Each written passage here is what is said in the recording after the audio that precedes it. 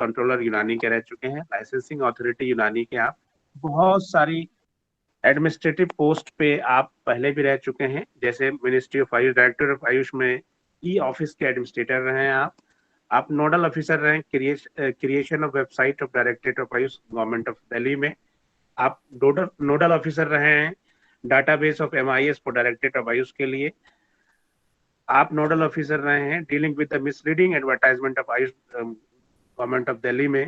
बहुत सारी कमेटी है जिसमें आप मेंबर के तौर पे आप रहे हैं। आप जो डिप्लोमा इन यूनानी मेडिसिन है उसकी कमेटी है जामिया मिल्लिया इस्लामिया के, आप उसकी सिलेबस कमेटी में हैं। बोर्ड ऑफ एग्जामिनर्स हैं जामिया मिल्लिया इस्लामिया के, आप उससे जुड़े हैं।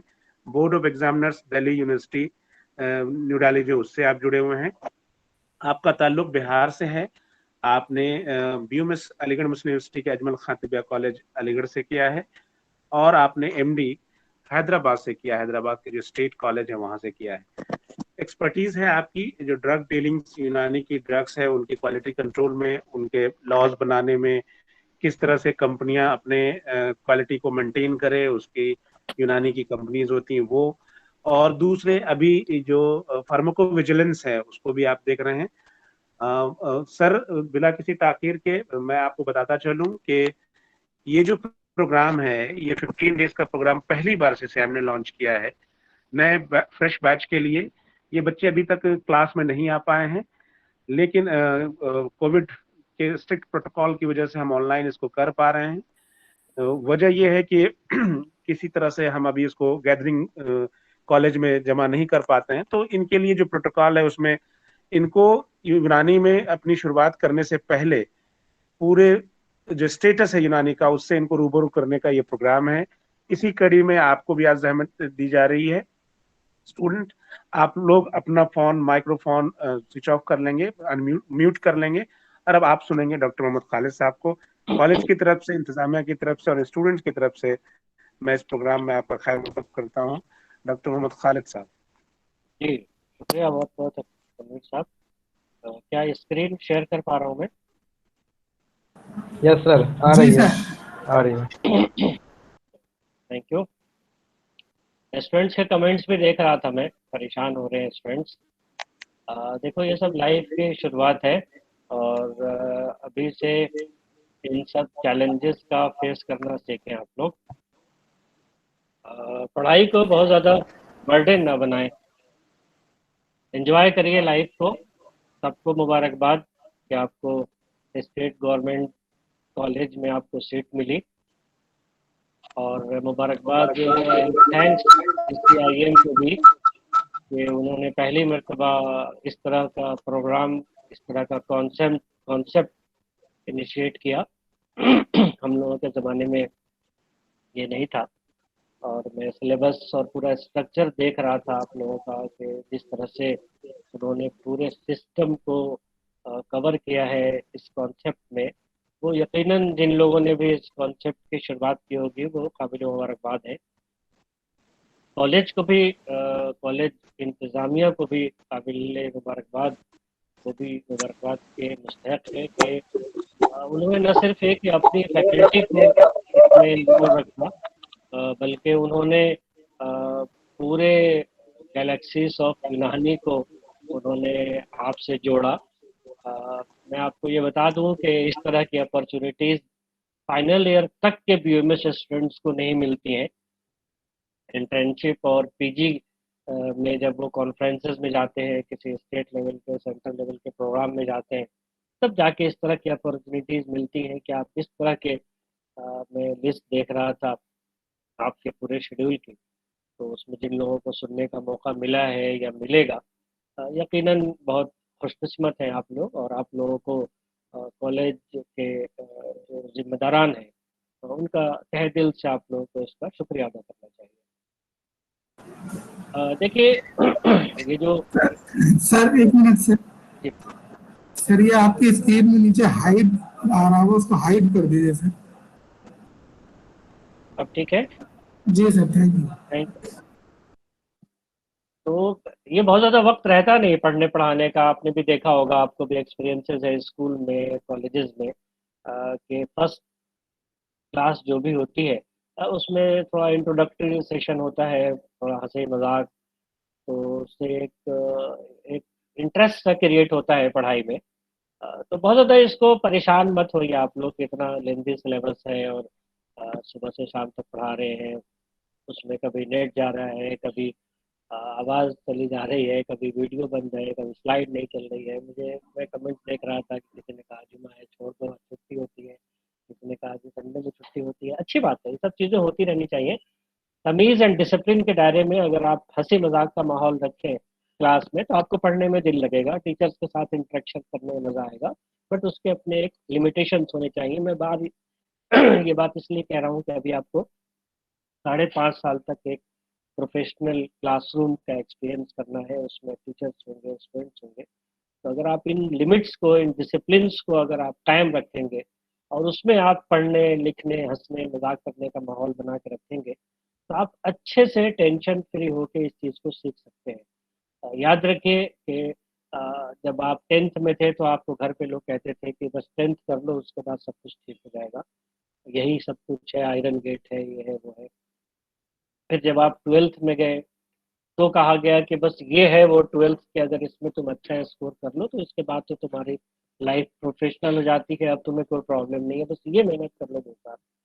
और जब आप 12th करके किसी प्रोफेशनल कोर्स में आते हैं तो फिर यहाँ पे लगता है यार यार तो बहुत पढ़ना है इसमें। तो ये कब कब जमाना था जब कहते थे कि ये कर लो तो उसके बाद कुछ नहीं है, तो कभी होता ही नहीं।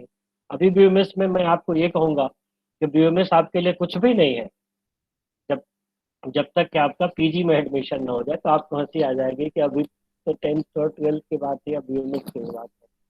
तो ये लाइफ के चैलेंजेस हैं और उसको एक्सेप्ट करिए। आप जिस कोर्स में आए हैं उस कोर्स को द बेस्ट समझिए जब तक आप इस कोर्स में हैं। मैं नहीं कहता कि नेक्स्ट ईयर अगर बिना पढ़े हुए बिना तैयारी के कोई नीट का एग्जाम देगा और उसके बहुत अच्छे स्कोर आ जाएंगे और उसको एमबीबीएस की सीट मिल रही होगी तो वो ना जाए, मैं ये नहीं कह रहा। लेकिन मैं ये कह रहा हूँ कि अगर आप इस कोर्स में आए हैं तो आज की डेट में जिस कोर्स में आप हैं वो आपके लिए द बेस्ट कोर्स है। बहुत सारी बातें कहने से पहले आदमी खुद अपना एक्सपीरियंस बताना जरूरी समझता है। मैं आपको बता दूं कि मैंने +2 साइंस से किया है, लेकिन मैंने कभी अपने लाइफ में एमबीबीएस का फॉर्म नहीं भरा था, नहीं मैंने कभी एमबीबीएस का टेस्ट दिया था। मैंने सिर्फ यूनानी का फॉर्म भरा था, यूनानी का टेस्ट दिया था और मेरा बीएमएस का सिलेक्शन था। तो मैं कहना ये चाह रहा हूँ कि आपके अंदर एक कॉन्फिडेंस होना चाहिए, आपके अंदर एक सेटिस्फेक्शन होना चाहिए। अगर ये कॉन्फिडेंस एंड सेटिस्फेक्शन आपकी प्रोफेशनल लाइफ में है तो आपको तरक्की से कोई नहीं रोक सकता। आपको आगे जो आपका गोल है उसको पाने से कोई नहीं रोक सकता। शर्त यह है कि वो गोल तो होना चाहिए आपके पास। मैंने गोल की बात तो कर दी, बट क्या आपको पता है कि आपके आप में से कितने ऐसे स्टूडेंट्स हैं जिन्होंने बीयूएमएस में आने से पहले कोई गोल टारगेट कर रखा था, या बीयूएमएस में आने के बाद उसने अपना कोई गोल सेटअप किया हुआ है? अगर नहीं है तो प्लीज उसे आज ही कर लीजिए कि मुझे आने वाले दिनों में टीचर बनना है, एक अच्छा प्रैक्टिशनर बनना है, या एक अच्छा अच्छा साइंटिस्ट बनना है, एक अच्छा मुझे मैन्युफैक्चरर बनना है, एक अच्छा एक्सपोर्टर बनना है। आप अपने उस गोल को जो आपके अंदर का इनर एक एक तड़प है, एक आग है, उसको पहचानिए और उसी के हिसाब से प्लानिंग करिए। ये तो आपने स्कूल में ही सुन रखा होगा कि failing in plan is planning to fail. और ये पूरी लाइफ में रहेगा आपके साथ कि कोई भी काम करें तो आप प्लान के साथ करें और उसमें आपका सेटिस्फेक्शन एंड आपका कॉन्फिडेंस हर वक्त रहना चाहिए, इवन पर्सनल लाइफ में भी, कॉलेज लाइफ में भी एंड प्रोफेशनल लाइफ में भी। ये बहुत अहम इसलिए भी है कि अगर आप सेटिस्फाई नहीं है अपने काम से, आप कॉन्फिडेंट नहीं है अपने आप से, तो आप कंफ्यूज से रहेंगे लाइफ में। और मेरे एक टीचर कहते थे, मरहूम अफजाल साहब अलीगढ़ में, कि अल्लाह के वास्ते जिंदगी में पागल हो जाना, कभी कंफ्यूज मत होना। तो इसलिए कंफ्यूजन अगर रहेगा तो आपकी स्टेबिलिटी नहीं रहेगी। कोई भी गोल सेटअप कीजिए कॉन्फिडेंट एंड जस्टिफिकेशन के साथ और सेटिस्फेक्शन के साथ करिए और उसको लेके आगे बढ़िए। आप क्लास कर रहे हैं, आप एक डायरी बनाइए अपने मैंने ये टॉपिक रखा है, हालांकि इल्मुल नबातात नातियात व हैवानियात, क्योंकि शेड्यूल में मेरे नाम के साथ यही लिखा हुआ था। आपके पास अभी टाइम है पढ़ने का, मैं थोड़ा बेसिक कॉन्सेप्ट आपको बता दूंगा। और इस ओरिएंटेशन प्रोग्राम का पर्पस ही यही है कि आपको एक जनरल चीज़ें बता दी जाए कि आप जहाँ आए हैं वो क्या है, आगे आने वाली ज़िंदगी में आपके साथ क्या होगा, और आपको कैसे अपनी इस प्रोफेशनल लाइफ को आगे बढ़ाना है। इसलिए मैं इस तरह की बातें कर रहा हूँ कि फर्स्ट ईयर में इन सब चीज़ों की बड़ी अहमियत होती है।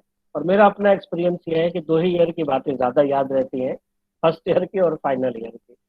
तो उन सब चीज़ों को सामने रखिए, प्लान करिए, सुबह से शाम तक जस्टिफाई करिए अपने आप को कि आपके वालिद साहब ने, आपके वालिदैन ने, आपके गार्जियन ने जो कुछ भी आप पे इन्वेस्ट किया है उसका आपने शाम तक क्या जस्टिफाई किया। टीचर 1 घंटे की क्लास के लिए तनवीर साहब के व्हाट्सएप मैसेज को देखिएगा, 3:30 बजे रात को मैंने उनको ये प्रेजेंटेशन बना के भेजा है। इसका मतलब ये है कि हमने कुछ घंटे मेहनत करी होगी ये सोचने के लिए कि मुझे क्या बोलना है, ये देखने के लिए कि मुझे क्या बोलना है। हर आदमी का अपना एक फील्ड होता है। तो आपका टीचर आपको जब क्लास लेने आएगा, आधे घंटे 1 घंटे की क्लास लेगा, तो उसके लिए उसको कम से कम 6-7 घंटे पढ़ना होता है। क्या आप जस्टिफाई कर पा रहे हैं कि आपने उस 30 मिनट में उस टीचर की क्लास में बैठ के क्या किया है? आपने किसी को पर्ची फाड़ के आपने मजाक किया, आपने किसी को टोका, या आपने मोबाइल चैट किया, या फेसबुक का आप स्टेटस देखते रहे? ये जस्टिफिकेशन आपको करना है। शाम को सोते वक्त ये सोचिए कि सुबह से शाम तक नाश्ता, लंच और डिनर में जो आपने पैसे खर्च किए, जो रूम रेंट पे आपने पैसे खर्च किए, जो आने जाने का ट्रैवलिंग में जो खर्चा हुआ, उसका जस्टिफिकेशन क्या आपने उस दिन शाम तक घर जाते वक्त कर दिया पूरा? अगर वो 500 रुपये, 1000 रुपये भी खर्च हुए, तो आज आपने क्या किया उन 500, 1000 रुपये का? हर दिन शाम में इसको जस्टिफाई करिए। और सोने से पहले आपको नींद नहीं आनी चाहिए बिस्तर पे जाने से पहले, जब तक आप जस्टिफाई ना कर दें कि मैंने क्या किया है। आपको पता है, हालांकि इस वक्त मैं देख रहा हूँ जितने पार्टिसिपेंट्स हैं शायद सारे स्टूडेंट्स न हो, अगर है भी तो ये बात आप यह बात रख लीजिए कि जितने पूरे हिंदुस्तान में एमडी की सीट है उससे ज्यादा आप इस क्लासरूम में बैठे हैं। आपको किन से फाइट करना है? पूरे हिंदुस्तान के बीयूएमएस के स्टूडेंट से आपका मुकाबला है, और आप तो अपनी क्लास में भी ज्यादा है उस सीट से। तो आपको तो उसी हिसाब से प्लान करना पड़ेगा। साथ चलना तो दूर की बात है, आपको दौड़ के बहुत आगे निकलना पड़ेगा। उसके लिए ये ईमानदारी, ये जस्टिफिकेशन, ये सेटिस्फेक्शन, ये सब्र बहुत जरूरी है, ये कॉन्फिडेंस बहुत जरूरी है कि आप अपना गोल तय करें और उस गोल को ईमानदारी से निभाएं कि मुझे कैसे पूरा करना है। मच्छर बहुत है, गर्मी बहुत है, लाइट नहीं है, नेट नहीं है, टीचर की पर्ची गिर गई, टीचर अच्छा नहीं पढ़ाते, उनकी लैंग्वेज ठीक नहीं है, ये सब बहाने होते हैं। आपने क्या किया हर वक्त ये सोचिए। लाइफ में याद रखिए, 2 लोगों को जिंदगी में आप टॉप प्रायोरिटी पे रखिएगा। नंबर 1 योर पेरेंट्स, और नंबर 2 योर टीचर। कभी भी पेरेंट ऐसे हैं, मेरे अब्बा तो ऐसे हैं, उन्होंने तो कभी मुझे गाइड ही नहीं किया, उन्होंने तो मुझे कभी समझाया नहीं, मेरी अम्मी तो पढ़ी लिखी नहीं है, दूसरों के तो डॉक्टर हैं, उन्होंने तो अपने बच्चे को ऐसा कर लिया, वैसा कर लिया, फला टीचर ऐसा है, फला टीचर ऐसा है। अल्लाह के वास्ते जिंदगी में कभी भी इस तरह की बात आए तो उसी वक्त तौबा कर लेनी चाहिए। टीचर्स, हम तो उस सोसाइटी से निकल के आए लोग हैं जहाँ पे हमें बचपन में ये तरबियत दी गई है कि तुम्हारे वालिदैन और तुम्हारा उस्ताद एक साथ तुम्हें आवाज दे दे तो तुम किसके साथ पास पहले जाओगे? तो हमें सिखाया जाता था कि हम पहले अपने उस्ताद के पास पहले जाएंगे। तो ये टीचर वो टीचर है जिसको माँ बाप पे फौकियत दी गई है। इस तरह से आप लाइफ में जो एक शुरुआत हुई है उसको उसी हिसाब से आगे बढ़ाइए, एंजॉय करिए लाइफ को, टेंस मत रहिए। आप इंशाल्लाह बहुत कामयाब होंगे। और एमडी की बात मैंने इसलिए करी थी कि बहुत सारी चीज़ों में अब इसे कंपलसरी कर दिया गया है। मैं एक बार प्रैक्टिस में था, मैंने उस वक्त एमडी नहीं की थी, बीयूएमएस के बाद मेरा फर्स्ट अटेम्प्ट में सिलेक्शन नहीं हुआ था। मैं एक हॉस्पिटल में मरीज देख रहा था, और एक अटेंडेंट ने आके, जो गांव देहात के रहने वाले से लग रहे थे देखने में, और उन्होंने मुझसे पूछा कि डॉक्टर साहब कोई एमडी डॉक्टर नहीं है, मुझे एमडी से दिखाना है। मेरी आंखों में आंसू आ गए उस वक्त। तो ये जो अभी खेलने का और आपके कूदने का ज़माना है, इसमें खेलिए भी, कूदिए भी, एंजॉय भी करिए, लेकिन आप उस कामयाबी के चोटी पे पहुंचिए जो आपके फील्ड की चोटी है। तभी आप अपने वालिदैन, आप इमेजिन करिए कि जब आप कामयाब होके जब जाते हैं, आपके वालिदैन की खुशी के वो आंसू आपके लिए जन्नत और जिंदगी, दुनियावी और आखिरी जो एक लाइफ है, एटर्नल लाइफ जिसको बोलते हैं, वहां पे आप एक अपना मुकाम बना रहे हैं। बहरहाल टॉपिक को मेरा चूंकि ड्रग्स एंड कॉस्मेटिक्स एक्ट का टॉपिक है, हो सकता है फाइनल ईयर में मैं कोशिश करूंगा तनवीर भाई से बात करूं कि जब आप लोग का ये ड्रग्स एंड कॉस्मेटिक्स एक्ट का जो टॉपिक होगा उस वक्त भी मैं एक क्लास लूँ इंशाल्लाह आप लोगों के लिए। मुझे बड़ी उनसियत है, चूँकि मेरा होमलैंड भी है, ये भी एक रिलेशन है, और तनवीर साहब माशाल्लाह काफ़ी फ़ाल है, एक्टिव है इस सिस्टम में, तो मुझे अच्छा लगता है उनसे जुड़ के। टॉपिक के बारे में ये है कि देखिए, इल्मुल अद्विया, इल्म आप जानते हैं साइंस को बोलते हैं, और अद्विया मेडिसिन को, तो उसकी ये तारीफ है। अ, किसी भी सब्जेक्ट की जब शुरुआत करा करें आप लोग, तो पहले उसके डिफिनेशन को बाय हार्ट कर लें, उसे लर्न कर लें, याद कर लें, भले ही समझ में आए ना है। मैं बहुत गलत बात ये कह रहा हूँ कि समझ में आए ना आए, लेकिन मैं अभी दोबारा रिपीट कर रहा हूँ कि समझ में आए या ना आए, पहले उस डेफिनेशन को आप रट लें, उसके बाद आप उसको समझें। मिसाल के तौर पे मुझे ये बात मतलब कहने में शर्म नहीं आ रही है कि आप ट्रेन में कहीं पे भी उनमें से किसी स्टूडेंट को, फाइनल ईयर स्टूडेंट को आप ये कहे कि हाँ भैया बताना ये यूनानी मेडिसिन क्या है जो तुम पढ़ते हो, तो शायद 10 में से 9 स्टूडेंट कहने लगे कि अरे वही है, दूसरी दूसरी दवाइयाँ ववाइयाँ देते हैं ना, वो है।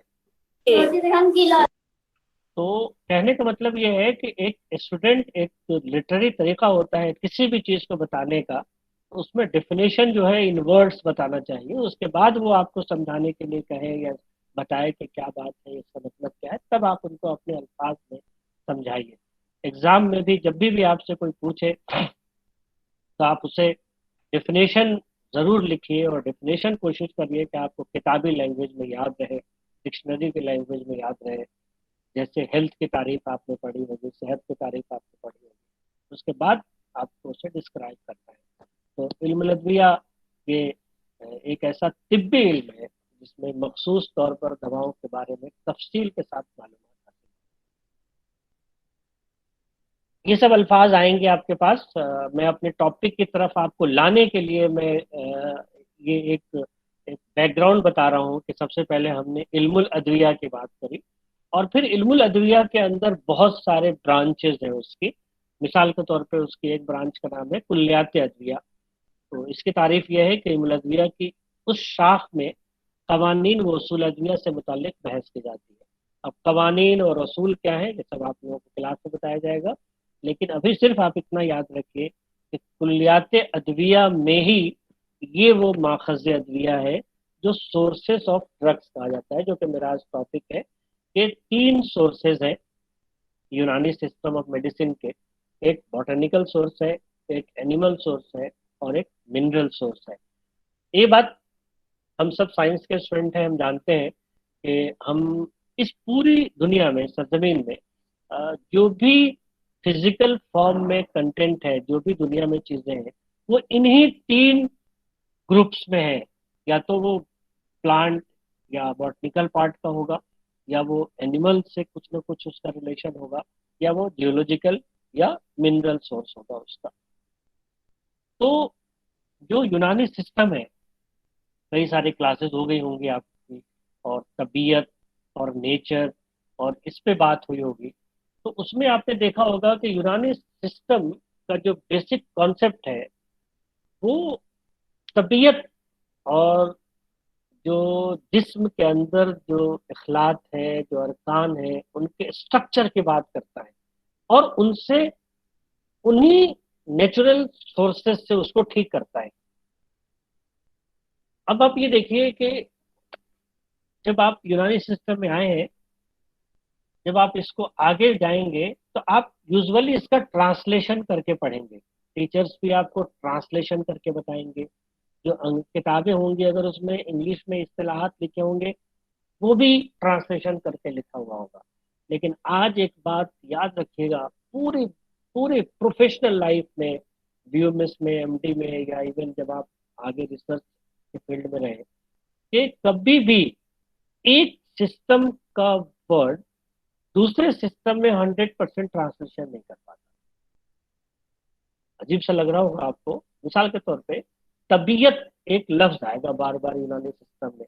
मैं ये बात इसलिए कह रहा हूँ कि आगे जाने के बाद जब आप किताबें पढ़ेंगे तो कोशिश ये करिए कि जिस सिस्टम में हम हैं, और हमारे लिए वो द बेस्ट सिस्टम है, उस सिस्टम के इस्तिलाहात को जरूर समझिए, उस सिस्टम की टर्मिनोलॉजी को जरूर समझिए, उसी सिस्टम की ओरिजिनल अथॉरिटेटिव बुक्स के। आप ध्यान रखें किसी बड़े भी सिस्टम पे जाए, छोटे मोटे जगह पे ना, मेट्रोपॉलिटन सिटी की बात अलग है। भाई ये पटना का ये हाल है तो अदर डिस्ट्रिक्ट का क्या हाल होगा? कुछ टेक्निकल डिस्टर्बेंस है तनिष्क सर। किसी का माइक अनम्यूट रह गया है तो आप म्यूट कर लें प्लीज।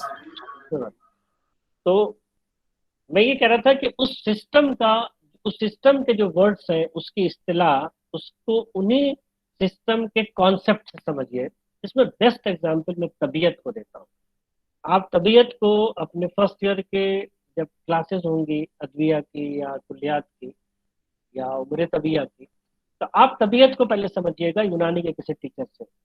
मैं ये दावे के साथ कह सकता हूँ कि पूरी दुनिया में कोई भी ऐसा अंग्रेजी का लफ्ज नहीं है, इंग्लिश का वर्ड नहीं है जो तबीयत का 100% ट्रांसलेशन कर दे, उसके बदल के तौर पर पेश कर दे। ये है वो तबीयत। ये जो यूनानी का कॉन्सेप्ट है, अगर आप ये देखें कि दुनिया में कोई भी ऐसा मर्ज नहीं है जिसके लिए अल्लाह ने उसका इलाज न पैदा किया हो, उसकी दवा न बनाई हो। शर्त यह है कि हम वहां तक पहुंचे नहीं। तो अब जो ये स्कॉलर्स थे जो हजारों सैकड़ों साल, हजारों साल पहले से जो इस पे काम कर रहे हैं, ये वहीं तक पहुंचने की कोशिश की है उन लोगों ने। जब आप तारीख पढ़ेंगे, जब तिब में या अदविया की तारीख या तारीख तिब में भी जब देखेंगे, बल्कि कुल्लात अदविया में आपको ये मिल जाएगा कि दवाओं की खोज कैसे हुई, दवाओं तक हमारे अतिब्बा पहुंचते कैसे हैं, कैसे माना जाता है कि उन्नाब का जो फंक्शन है वो ये है, या किसी मर्ज में ये दवा फायदेमंद है, उस तक कैसे पहुंचा जाता है। इसको जरूर समझिएगा। अगर आप नोट कर रहे हो तो आप इसको नोट कर लीजिएगा कि हमें ये समझना है, हमें अपने टीचर से बात करनी है। तो ये 3 सोर्सेस थे जिसकी हम बात कर रहे थे। इन्हीं को मवालिद सलासा कहते हैं, जैसे plant origin drugs, animal origin drugs and mineral origin drugs.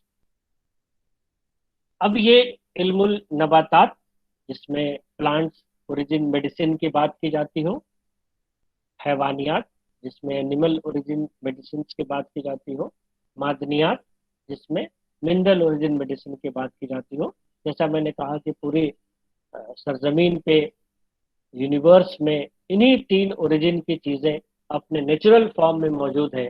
और इसीलिए मैं तबीयत की बात कर रहा था कि उन नेचुरल फॉर्म्स की चीजों से ही हम उस तबीयत को अपने उस बैलेंस करने में हम मदद करते हैं, और तबीयत उस चीज का इजाला करती है जो गैर तबई कैफियत या इम्बैलेंस जिस्म में होता है।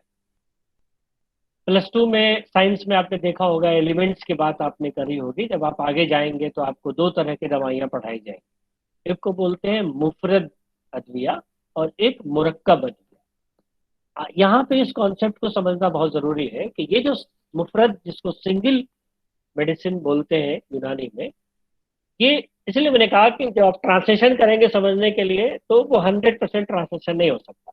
अब हमने सिंगल मेडिसिन कह दिया और मुरक्कब को हम कहते हैं कंपाउंड फॉर्मुलेशन। मिसाल के तौर पे हमने 3 आपको सोर्सेज बताए हैं। इन तीनों सोर्सेज में से नबातात, प्लांट ओरिजिन, हैवानियात और मादनियात, तीनों में से कोई भी 2-4 अलग अलग इंग्रेडिएंट्स मिला के हम दवाइयां बनाएंगे तो तो हम उसको कहते हैं ये मुरक्कब अद्विया है, यानी कंपाउंड फॉर्मुलेशन। और इनमें से अलग अलग दवा अगर इस्तेमाल कराएंगे तो हम उसको कहते हैं हम मुफरद दवा दे रहे हैं, यानी मुफरद दवाओं का मुरक्कब, ये कंपाउंड फॉर्मुलेशन। ठीक है, जो हम दवाओं जो मार्केट में कंपनीज की बनाई हुई अद्विया जो हम खरीदते हैं, बाहर देखते हैं दुकानों में या हमारे डिस्पेंसरी में, फार्मेसी में होती है, वो मुरक्कब दवाइयाँ होती हैं।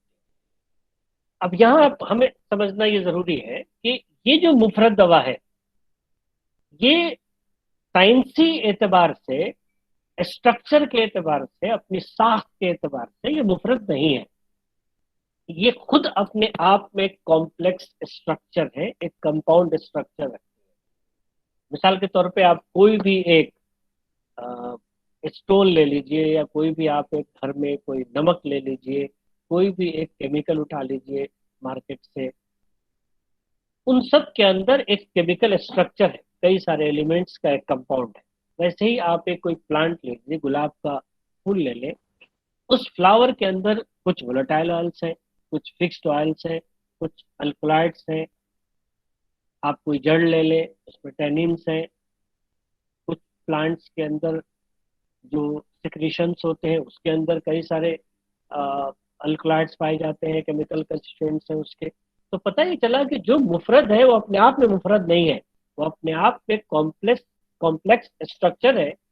लेकिन जो हमारा सोर्स है, हमने जिस एक प्लांट से लिया है, हम उस एक प्लांट की एक चीज को हम मुफरद अद्विया कह रहे हैं, चाहे वो प्लांट हो, या कोई प्लांट का पार्ट हो, या कोई एक एनिमल सोर्स से कोई पार्ट लिया गया हो, पूरा एनिमल हो, पार्ट हो, या उसका बाई प्रोडक्ट हो, या कोई मिनरल सोर्स से ली गई हो। मिनरल सोर्स में भी आगे हम देखेंगे कि अलग अलग चीजें होती हैं।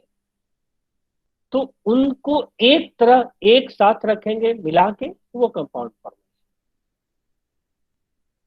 प्लांट ओरिजिन के ड्रग्स में भी आप लोगों ने आगे पहले पढ़ा होगा कि उसमें एक ऑर्गेनाइज्ड ड्रग्स होते हैं और एक अनऑर्गेनाइज्ड होता है, जिसको हम अपनी इस्तेलाह में मुरत्तिब दवाएं और गैर मुरत्तिब दवाएं बोलते हैं। अब मुरत्तिब दवाएं कौन कौन सी होती हैं? जैसे कि मैंने बताया कि ये ज़ाहिर हमारे यहाँ मुफरद अद्वियाई कैटेगरी में आप लोग पढ़ेंगे, लेकिन वो पूरा तना जो स्टेम है, या तो वो यूज होता है, या लीफ है, या फ्लावर है, फ्रूट है, सीड है, या बार्क है। अब फिर इसमें आप अलग अलग इनके इस्तिलाहात आगे पढ़ेंगे कि इनको किस फॉर्म में यूज करते हैं, इनको कैसे प्योरीफाई करते हैं, इनका इस्तेमाल करने का तरीका क्या है, किस कौन सी दवा किस जगह की बहुत अच्छी होती है, किस वक्त हासिल करते हैं, उस दवा उस प्लांट की अपनी उम्र है, उसको शुरू में हासिल करते हैं, लास्ट में हासिल करते हैं। एक ही प्लांट के अलग अलग पार्ट्स के अलग अलग अलग अलग एक्शन है उसके, उनका केमिकल स्ट्रक्चर अलग अलग है। यही वजह है आजकल आप लोग देखते होंगे, चूंकि ये मेरा फील्ड है इसलिए मुझे यह बात आ गई कि जो दवाओं के लेबल्स हैं, उस लेबल्स पे फॉर्मुलेशन के साथ जो इंग्रेडिएंट्स मेंशन होता है, उसके साथ बॉटनिकल नेम के साथ उसके पार्ट्स एंड फॉर्म भी लिखे जाते हैं। मिसाल के तौर पे नीम अगर यूज हो रहा है तो ये लिखा जाएगा कि नीम पार्ट का, जैसे अजाडिरेक्टा इंडिका उसका बॉटनिकल नेम है, तो उसका कौन सा पार्ट, सीड है, या उसका फ्रूट है, या रूट है, या लीफ है, और वो किस फॉर्म में यूज हो रहा है, उसका एक्सट्रैक्ट यूज कर रहे हैं या उसका पाउडर यूज कर रहे हैं। उसकी वजह यह है कि एक ही प्लांट के अलग अलग पार्ट्स का जो स्ट्रक्चर होता है वो अलग अलग होता है। अब कल को किसी लैब में नीम का पाउडर भेज दिया गया, अब नीम के पाउडर की टेस्टिंग हुई, अब उसके लीफ के हिसाब से उसने टेस्टिंग की और उसको लगा कि इसमें वो सारी चीजें हैं ही नहीं जो लीफ में, नीम के लीफ में होती हैं, उसने उसको फेल कर दिया। पता ये चला कि उसमें नीम के लीफ का पाउडर नहीं, नीम के बीज के पाउडर थे। तो इसलिए ये तय कर दिया गया 2019 से, कि बल्कि 2013 में फाइनल हो गया था, कि जो भी फॉर्मुलेशन यूज होंगी उसमें बॉटनिकल नेम के साथ साथ पार्ट एंड फॉर्म लिखना मैंडेटरी होगा। ये अनऑर्गेनाइज्ड ड्रग्स है, जैसे आप गम्स हैं, जो ये प्लांट ओरिजिन के मेडिसिन है, रेजिन्स है, जो लेटेक्स एंड सिक्रीशंस है, अल्बानोयात बोलते हैं उसको, समरियात यूनानी के जो टर्म्स हैं उसे ज़रूर पढ़िएगा आप लोग, याद रखिएगा, समझिएगा, उससे आपको समझ में आएगा। और उससे जब आप कोरिलेशन करेंगे उन अल्फाज को तोड़ के, तो आपको बहुत मज़ा आएगा। मैं आपको बता दूं कि इसमें जो टर्म्स हैं वो ज़्यादातर अरबिक से आए हैं, जो यूनानी के टर्म्स हैं, कुछ उससे पहले के भी हैं यूनानी के और कई सारी चीज़ों के। तो जो अरबी टर्म्स हैं, जब उसको आप उसके लिटरेचर से समझेंगे, उसके डिक्शनरी से समझेंगे, तो आपको एग्जैक्ट कॉन्सेप्ट समझ में आ जाएगा और याद रखने में आसानी होगी। ये एनिमल ओरिजिन के ड्रग्स है, जिसमें हनी, बहुत सारी चीज़ें हम लोग यूज़ करते हैं और समझते हैं कि ये प्लांट ओरिजिन की चीज़ें हैं, लेकिन ये एनिमल ओरिजिन के ड्रग्स हैं। जैसे हनी है, आब्रेशन है, वैक्स है, ये भी सब ये वैक्स बाई प्रोडक्ट है। अंबर है, ये भी बाई प्रोडक्ट होता है। और बैज है, मुर्ग है, जो अंडे होते हैं उसके बारे में। मरवारीद, पर्ल, मुश्क, पनीर, हॉर्न, जो बारहसिंगे के हॉर्न का बहुत ज़्यादा जिक्र आएगा आगे चल के, दूध, मिल्क, बटर, घी। अब इसमें एनिमल ओरिजिन में या तो कुछ दवाएं एज ए होल, जैसे केचुआ है, इस तरह की दवाएं एज ए होल यूज हो जाती हैं। कुछ पार्ट्स यूज होते हैं, जैसे आपने देखा हॉर्न है, वो पार्ट है किसी प्लांट, किसी एनिमल का। और कुछ बाई प्रोडक्ट्स हैं, जैसे बटर है, मिल्क है, पनीर है, ये सब बाई प्रोडक्ट है, उसको यूज करते हैं। अब इसमें उनकी अफादियत अपनी जगह है, लेकिन अगर वो चीज़ अवेलेबल नहीं है या वो पॉइजनस है, तो उसके अवेलेबल नहीं है तो बदल के तौर पर यूज़ किया जा सकता है। पॉइजनस है तो उसकी इस्तेलाह प्योरिफिकेशन के बाद उसको इस्तेमाल किया जाता है, क्या किया जाता है, तो आगे आप लोगों को तफसील से अपने क्लास में पढ़ेंगे। जो थर्ड सोर्स है हमारा, वो मिनरल ओरिजिन ड्रग्स है। और उसमें आप लोगों ने धात, उपधात ये पढ़ा होगा अपने क्लास में। तो उसी को हमारे यहाँ जबील असाद, जबील अरवाह और हजरियात और अर्जियात बोलते हैं। जबील असाद में आपके gold, silver, copper, iron, lead, ये सारी चीज़ें उसमें आती हैं। और जबील अरवाह में सल्फर, मर्क्यूरी, आर्सेनिक, ये सारे मेडिसिन हैं। और हजरियात में डायमंड है, रूबी है, मतलब बहुत सारे हजरियात इस्तेमाल होते हैं यूनानी में। और अर्जियात जो अर्थन मटेरियल है, उसमें गिले मुल्तानी, गिले मखतूम और गिले कैमूलिया, इस तरह की बहुत सारी मिट्टी वाली दवाइयाँ होती हैं अर्जियात ओरिजिन की, जिनका ताल्लुक मिनरल ओरिजिन के मेडिसिन में होता है। मुझे लगता है बच्चे शायद परेशान हैं रमज़ान के लिए, नमाज के लिए। तो आप लोगों का बहुत बहुत शुक्रिया, बहुत बहुत मुबारकबाद। और फिर कभी इंशाल्लाह मौका मिलेगा तो कुछ और टॉपिक पे बात करेंगे। थैंक बहुत बहुत शुक्रिया। आवाज जा रही है सर? यू। जी जी। नाइस प्रेजेंटेशन के लिए। और बच्चों, बहुत दो जो इससे पहले प्रेजेंटेशन थे, किसी परेशानी की वजह से हम जुड़ नहीं पाए, तो अल्लाह ने उस एक परेशानी के बाद एक अच्छे प्रेजेंटेशन से आप लोगों को नवाजा। मैं भी बहुत मजबूत होकर सुन रहा था। बहुत अच्छे तरीके से सर ने आप लोगों को खिताब किया। मुझे यकीन है कि आप लोगों ने इसको उसी तरह जज्ब किया होगा। कुछ सवालात आपके मन में अगर हैं तो आप पूछ सकते हैं। मेरा सवाल ये था डॉक्टर साहब कि अगर ये यूनानी के ग्रेजुएट्स कोई कंपनी खोलना चाहते हैं, कोई मैन्युफैक्चरिंग यूनिट डालना चाहते हैं, तो ये उनके लिए कितना आसान और कितना मुश्किल हो सकता है? देखिए, यूनानी मैन्युफैक्चरिंग का जो बेसिक है कि पूरे हिंदुस्तान में आप कहीं भी अगर ड्रग्स एंड कॉस्मेटिक्स एक्ट में लाइसेंस लेना चाहते हैं तो मैन्युफैक्चरिंग के लिए लाइसेंस मिलता है। सेल के लिए अभी रेगुलेशन नहीं है, सेल के लिए लाइसेंस नहीं मिलता। मैन्युफैक्चरिंग के लिए जो लाइसेंस मिलता है वो ड्रग्स एंड कॉस्मेटिक्स एक्ट के प्रोविजंस के हिसाब से मिलता है, जो पूरे हिंदुस्तान का एक ही कानून है। आप इंडिया के किसी भी स्टेट में वो लाइसेंस ले सकते हैं और इंडिया के किसी भी स्टेट में आप उसकी मार्केटिंग कर सकते हैं या आप अब्रॉड में मार्केटिंग कर सकते हैं। बेसिक जो रिक्वायरमेंट है उसमें 2 BUMS या BUMS और 2 BSc टेक्निकल पर्सन चाहिए होता है। वो आप खुद भी हो सकते हैं और आप किसी को एम्प्लॉय भी कर सकते हैं। 1200 स्क्वायर फीट एरिया उसकी रिक्वायरमेंट होती है, बाकी मशीनरी चाहिए होती है।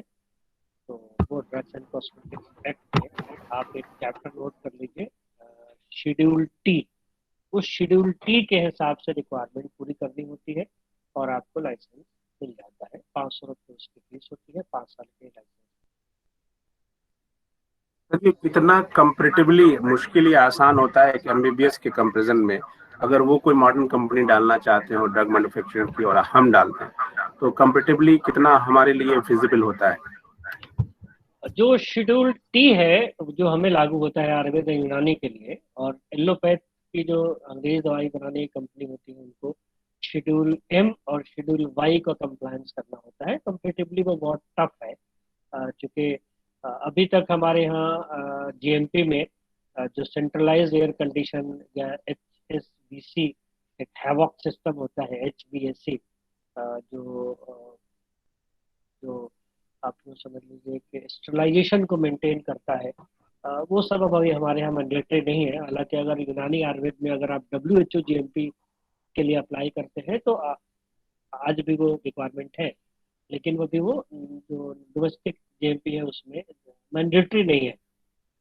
तो फर्क तो बहुत है। अगर आप एलोपैथ और यूनानी आयुर्वेद के इंडस्ट्री में बेसिक रिक्वायरमेंट में अगर आप डिफरेंस देखेंगे तो अभी काफ़ी स्ट्रिंजेंट उतना नहीं है। हालांकि प्रपोज्ड है कि इसको और बढ़ाएंगे, तो फर्क है। लेकिन धीरे धीरे क्योंकि क्वालिटी कंट्रोल का जो कॉन्सेप्ट है वो बहुत ज़्यादा डेवलप हो रहा है। जो छोटी छोटी कंट्रीज हैं वो भी अपनी पैरामीटर्स को बढ़ा रही है कि मैं किस तरह की कंपनी से दवाएं इंपोर्ट करूंगा या इंपोर्ट नहीं करूंगा। तो इसलिए अब उस पैरामीटर पे आपको जाना ही पड़ेगा। मैंने जैसा स्टूडेंट्स को बताया अपनी लाइफ में कि BUMS में आ जाने के बाद लगता है कि मैंने BUMS कर लिया तो अब तो मैं डॉक्टर हूँ, लेकिन मैंने इनको इतना डिस्करेज किया, इस बात के लिए डराया कि BUMS कर लेने के बाद अब कुछ भी नहीं है आपके लिए, आप कुछ भी नहीं है, आपको MD में आना ही पड़ेगा और MD की तैयारी फर्स्ट ईयर से शुरू हो जाती है। उसी तरह से अगर आपने जैसे सवाल किया मैन्युफैक्चरिंग के बारे में, तो जब आप इसमें आएंगे तो बाहिर ये दिखता है कि यूनानी आयुर्वेद में कुछ भी नहीं है, 4 मशीनें खरीद के हम रख लेंगे। लेकिन जिन कंपनीज से आपको चैलेंज है, जिन कंपनीज से आपको फाइट करना है, उन कंपनीज में हमदर्द है, पतंजलि है, उसमें हिमालय है और एमिल है, इस तरह की कंपनीज से आपको फाइट करना है। तो आपको उसी हिसाब से उस स्टैंडर्ड को मेंटेन करना पड़ेगा। आपका सैंपल पूरे हिंदुस्तान में कहीं भी लिफ्ट होके उसकी एनालिसिस हो सकती है और फिर होने पे कोर्ट केस भी हो सकता है, एक्शन हो सकता है। तो अगर आप पैरामीटर स्टैंडर्ड नहीं रखेंगे, मशीनरीज एंड प्रोसेस को स्टैंडर्ड नहीं रखेंगे, तो आपकी दवाइयों का स्टैंडर्ड वो पैरामीटर को नहीं छू पाएगा जो रिक्वायर्ड है स्टैंडर्डाइजेशन के लिए। तो इसलिए आपको शुरू से ही मेंटेन करना पड़ेगा। तो उसमें परेशानी वो है, रिक्वायरमेंट पूरी करनी पड़ेगी। अदरवाइज अगर सेटिस्फाई हम अपने एक छोटे से यूनिट से हैं, जैसे लोग 100 साल से दवाइयां बना रहे हैं और वो उसी से सेटिस्फाई है, तो हमको क्या जरूरत है, करते रहते हैं, इतना बहुत है, बच्चा सब खा लेता है, रोटी बहुत है, उतना सेटिस्फाई है तो उतना तो चलने के लिए है।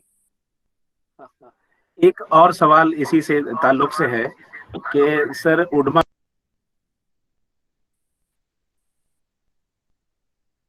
आपकी आवाज कट गई। एक सवाल और था इससे जुड़ा हुआ कि हमारे यहाँ जो यूनानी ड्रग मैन्युफैक्चरिंग एसोसिएशन है उडमा, जिसके कयाम और कॉन्सेप्ट का क्रेडिट आपको जाता है, इसके आने के बाद हमारी दवाओं के जो कंपनियां जो दवाएं बना रही हैं उसकी क्वालिटी में क्या कुछ फर्क आया है? हाँ, ये भी एक अलग बात है कि यूजुअली जो एसोसिएशंस बनाई जाती हैं वो अपने रेगुलेटर या जिनके अंडर में वो लोग काम करते हैं उनसे लड़ने के लिए बनाते हैं लोग। लेकिन ये पहला ऐसा है कि ये रेगुलेटर हो के मैंने चाहा कि भाई एसोसिएशन बनना चाहिए और लोग एक प्लेटफॉर्म पे आए और एक्सपीरियंसेस को शेयर करें, और उससे यकीनन बहुत फायदा हुआ है। बड़ी ड्रास्टिक चेंजेस आई है लोगों में। हर आदमी अपने एक शहर में काम कर रहा था, अपनी कंपनी को देखता था और 2-4 कुछ एरियाज थे वहाँ पे वो सप्लाई कर लेता था। बट जब ये सब लोग एक प्लेटफॉर्म पे आए हैं तो इनका एक्सपोजर हुआ एक दूसरे से, एक कंपनीज ने दूसरे कंपनीज के बारे में जाना। हर आदमी के पास अपनी खुसूसियात होती हैं, अपनी एक स्ट्रेंथ एरिया होता है, उस स्ट्रेंथ एरिया को शेयर किया गया। और माशाल्लाह बड़ा कोऑर्डिनेशन है इन लोगों के बीच। और मतलब कहीं ये नहीं लगता कि हाँ मेरी कोई चीज़ उसको पता चल जाएगी या मेरे कंपनी में वो आ जाएगा तो उसको पता चल जाएगा। सब एक साथ आए और सब एक दूसरे को शेयर करते हैं। तो उससे एक फायदा ये हुआ कि एक प्लेटफॉर्म पे मल्टी फील्ड के एक्सपर्ट्स को सुनने का मौका मिल गया। मिसाल के तौर पे हम अपने पैकिंग को कैसे इम्प्रूव करें, हम अपने रेगुलेशन को कैसे, रेगुलेटरी जो रिक्वायरमेंट है उसको कैसे कंप्लाई करें, हम मार्केटिंग को कैसे इम्प्रूव करें, हम अपना इंटरनल मैनेजमेंट कैसे इम्प्रूव करें। तो ये जो एक प्लेटफॉर्म पे मिला इन लोगों को, उसने काफ़ी फायदा पहुंचाया और लोगों ने अपने यहाँ लैब्स बना लिए, अपने टेक्निकल पर्सन की ट्रेनिंग कराई, अपने यहाँ मशीनरीज को चेंज किया जो रस्टेड पार्ट्स थे। तो काफ़ी फायदा हुआ है और इम्प्रूवमेंट हुआ है क्वालिटी में मेरे हिसाब सर कुछ चंद सवालात और हैं। जैसे पहली बात ये कि हालांकि बहुत सारी यूनानी कंपनी रजिस्टर्ड है बिहार में, लेकिन एक नेशनल विजिबल इम्पैक्ट नहीं है ऐसी कंपनियों का। आप किस तरह का फ्यूचर देखते हैं या क्या एक्सपेक्ट करते हैं यूनानी पर्सन जो बिहार में उनसे कि उस फील्ड में कैसे आ गया है? मुझे एक साहब मिले जब मैं इस पोस्ट पे आया, तो बिहार के एक डिस्ट्रिक्ट के थे। मैंने उनसे कहा कि आप जो दवाइयाँ बनाते हैं तो उसका लाइसेंस ले लीजिए। और ये 2005-06 की बात है। तो उन्होंने कहा कि नहीं, वो तो हमारे दादा के ज़माने से ही लाइसेंस है और हम लोग करते हैं काम। तो अब ये परेशानी तो है कि अब आप देखिए उनको ये भी नहीं पता कि हाँ उन्होंने अगर 10 साल 15 साल पहले कोई लाइसेंस लिया होगा या 50 साल पहले, तो उनको ये भी नहीं मालूम कि वो 2 साल के बाद रिन्यूअल होता है, उसकी रिक्वायरमेंट चेंज हो गई है, उसकी मशीनें चेंज हो गई है। और कमाल की बात है कि वो बना के बेच भी रहे थे। तो ओरिएंटेशन की कमी है। और लेकिन ऐसा नहीं है, बिहार में कई सारी कंपनीज हैं और उनके लोग जीएमपी फॉलो भी करते हैं। तो अब ये जो वहाँ के रहने वाले लोग हैं, क्योंकि अभी तक इसमें जो एक मल्टी यूनिट या मल्टी जो सिस्टम है वो अभी शुरू नहीं हुआ है। कि एक बड़ी कंपनी है, मिसाल के तौर पे हमदर्द एक कंपनी है, उसका मानेसर में यूनिट है, गाजियाबाद में यूनिट है, औरंगाबाद में यूनिट है, दिल्ली में यूनिट है, रिक्स है, उसके अलग अलग यूनिट है। उस तरह का अभी यूनानी में सिस्टम शुरू नहीं हुआ है कि वो अपना स्कोप देखे और वो अपना वहाँ काम करे। मैं ये कहना चाहूँगा कि इसमें जो हमारे यूनानी के स्टूडेंट्स अभी बैठे हैं, इनका बड़ा रोल है इनडायरेक्टली। अब उनको भी लग रहा होगा कि हमारा इसमें कहाँ से रोल आ गया। वो ये है कि देखिए, कहीं भी इंडस्ट्री ग्रो करती है डिमांड पे। अब यहाँ पे अगर इस वक्त 93 पार्टिसिपेंट्स हैं, अगर इसमें 90-80 स्टूडेंट हैं, इसमें से कितने लोग हैं जो बीएमएस करने के बाद प्रैक्टिस करेंगे? अब प्रैक्टिस करेंगे यूनानी में तो यूनानी की दवाएं बढ़ेंगी। अब आज अगर पटना में कंपनी, बाहर की कंपनीज का ऑर्डर अगर 1 करोड़ का जाता है, कल को 10 करोड़ का ऑर्डर वहीं होने लगे तो ये कंपनी अपना वहीं एक यूनिट लगा दे। या खुद बिहार के रहने वाले लोग पटना में आसपास के डिस्ट्रिक्ट्स में अगर इतना ज़्यादा कंजम्पशन बढ़ेगा तो वो कलकत्ता से क्यों दवाई मंगाएंगे, वो वही कंपनी अपने शुरू करेंगे। तो हमारे यूनानी के जो ग्रेजुएट्स हैं, यूनानी के जो प्रोफेशनल्स हैं, यूनानी के जो फ्लैग बियरर्स हैं, उनकी जिम्मेदारी है कि वो अपने सिस्टम को ग्रो कराएं। अगर सिर्फ ये यूनानी प्रैक्टिस शुरू कर दें तो इससे सिस्टम भी ग्रो होगा, इससे इंडस्ट्री भी ग्रो होगी, समाज तक हम पहुंच भी जाएंगे। अच्छा, मैं लाइन नहीं खींचता, मैं ऑन द रिकॉर्ड की बात कह रहा हूँ, मुझे कोई प्रॉब्लम नहीं है कहने में कि मैं लाइन नहीं खींचता कि आप एक भी कोई पैरासिटामोल की दवा यूज न करें और अगर आप करेंगे तो हराम है। और ये आप बैलेंस करिए उन चीज़ों को। हर चीज़ की अपनी एक स्ट्रेंथ है। आप सिर्फ यूनानी प्रैक्टिस करके जिंदा नहीं रह सकते, या ऐसा नहीं है कि अगर आप अंग्रेजी प्रैक्टिस नहीं करेंगे तो आप जिंदा नहीं रहेंगे। हर चीज़ की अपनी, हर सिस्टम की स्ट्रेंथ है। अपने स्ट्रेंथ पे कायम रहिए, जहाँ ज़रूरत हो वहाँ दूसरे सिस्टम से लीजिए। तो मुझे लगता है कि अगर यूनानी प्रैक्टिस को बढ़ावा दिया जाए तो ऑब्वियसली इंडस्ट्री को बढ़ावा। सर एक क्वेश्चन है, रणवीर साहब से पूछ के बात करिए ताकि कोऑर्डिनेशन रहे। 1 मिनट नकीब, बस आप आ जाइए उसके बाद। एक बच्चे का क्वेश्चन, उससे पहले सर इसी लाइन में आपसे एक सवाल था कि लगभग 50 साल से रिसर्च चल रहा है इंस्टीट्यूट्स में, जो एमडी के नाम पे हम लोग देख रहे हैं, और ड्रग पे भी बहुत सारे ड्रग पर रिसर्च हो रहा है। बहुत ही थोड़ा सा फंड होता है उसका। उद्यमा में चूंकि आप जुड़े हुए हैं, कंपनी से आपका डायरेक्ट कांटेक्ट है, वो लोग आपके फुट स्टेप को फॉलो करते हैं, बहुत सारे लाइनअप करते हैं, बहुत सारी चीजों के लिए आप उनको क्या ये नहीं हो सकता कि इन कंपनीज को चाहिए कि थोड़ा सा रिसर्च फंडिंग में भी अपना कुछ हिस्सा रख लें, ताकि क्वालिटी रिसर्च आ सके यूनानी में? हाँ, बहुत अच्छा सवाल है। क्योंकि बजट का बहुत बड़ा इशू है।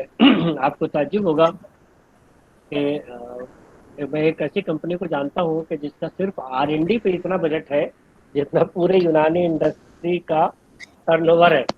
तो जहाँ इतना बड़ा गैप हो वहाँ पे ये सब चीज़ें फुलफिल करना मुश्किल है। लेकिन नाउमीदी भी नहीं है, ऐसा नहीं है कि ऐसा है ही नहीं, बिल्कुल।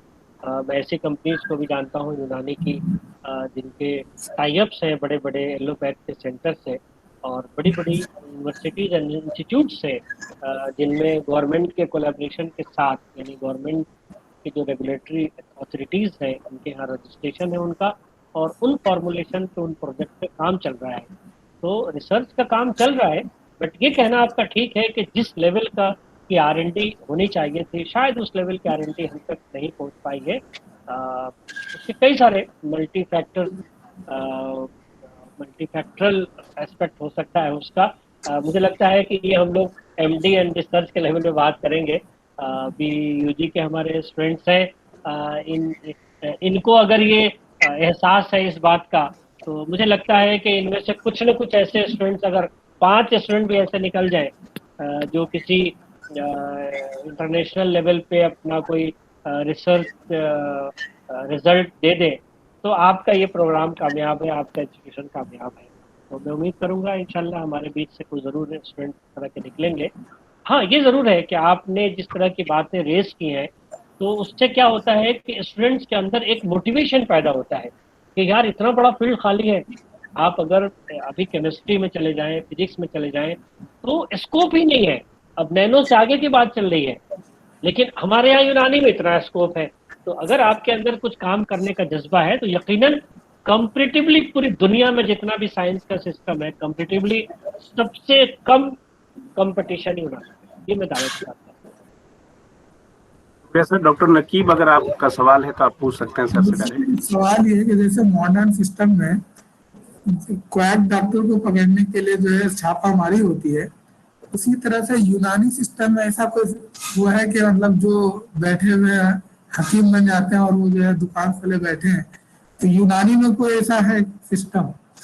हाँ, बहुत अच्छा सवाल है आपका। देखिए, जितने भी इंडिया में स्टेट्स हैं, हर जगह पे भारतीय चिकित्सा परिषद है। नाम अलग अलग हो सकता है और उनकी यही जिम्मेदारी होती है। मैं चूंकि दिल्ली में बेस्ड हूँ, तो दिल्ली की मुझे कारकर्दगी पता है कि यहाँ पे दिल्ली भारतीय चिकित्सा परिषद है, जिसमें मेंबर्स सेलेक्ट होके आते हैं, कुछ नॉमिनेट होकर भी आते हैं, और वो लोग ड्राइव चलाते हैं, चेक करते हैं। और अगर कोई चेक नहीं भी कर रहे हैं, और अगर आपको किसी को या पूरे जनरल पब्लिक में से किसी को मालूम है कि हाँ कोई बिना रजिस्ट्रेशन के कोई प्रैक्टिस कर रहा है, वो कंप्लीट कर सकता है। और रेड भी होती है, कोर्ट केस भी चल रहा है हमारे यहाँ, कई सारे लोग अरेस्ट भी हुए हैं। तो ये स्टेट है चैप्टर। इनफैक्ट जो इंडिया में स्ट्रक्चर है कॉन्स्टिट्यूशनल, उसमें कुछ सेंटर मैटर्स होते हैं, कुछ स्टेट मैटर्स होते हैं।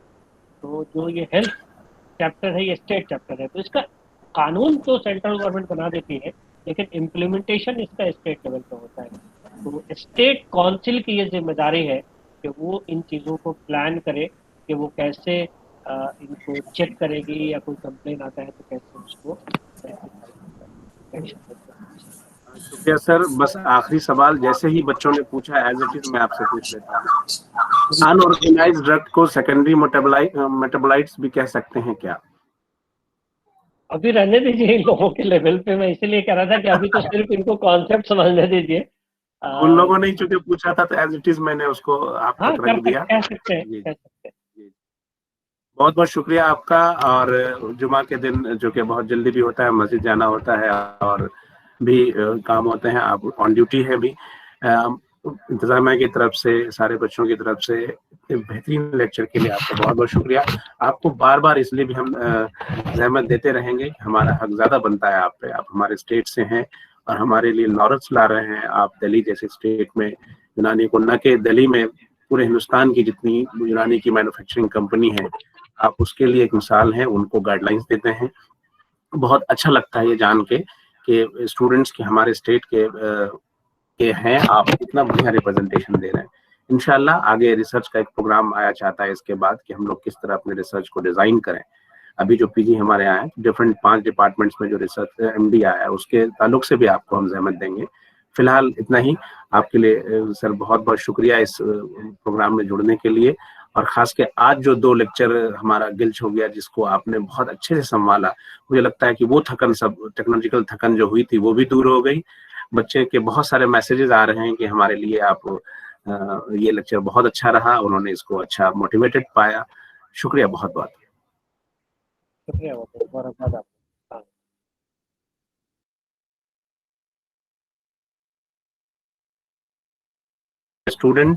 मेरे स्टूडेंट, आज का फर्स्ट हाफ का प्रोग्राम यही खत्म होता है। आप लोग